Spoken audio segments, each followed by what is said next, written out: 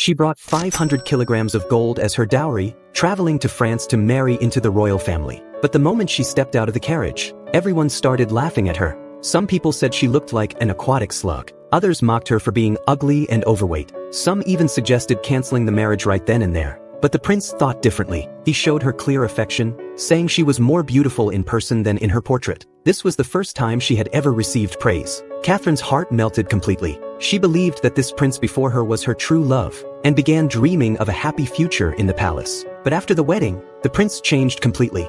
Get out! Catherine was confused. She couldn't understand why her husband had changed so suddenly. The more she thought about it, the less it made sense. She wanted to know what had really happened, so she decided to investigate. She gathered her courage and quietly returned to the palace. But when she opened the door, she saw a scene she would never forget. Her husband was with another woman. At that moment, Catherine finally understood. Everything she had seen before was just an act for the outside world. She didn't scream or make a fuss, but silently left the room, closing the door behind her. She promised herself that from then on, she would never trust anyone again. To protect her dignity, Catherine did everything she could to hide the scandal. But on their wedding night, the news of her being kicked out of the bedroom spread throughout the palace. Everyone mocked her, even the servants dared to laugh at her.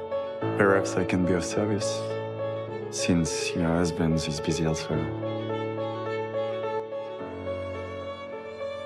Time passed quickly, and soon Catherine had been ignored by the prince for a whole year. She made several attempts to get his attention, but all she received was disgust. So she gave up on the idea of love, and just hoped to live a stable life in the palace. But those around her kept reminding her that if she had no children, the royal family wouldn't keep a childless, useless woman. One misfortune followed another. While Catherine was being neglected, news arrived in France that her uncle, the Pope, had suddenly passed away.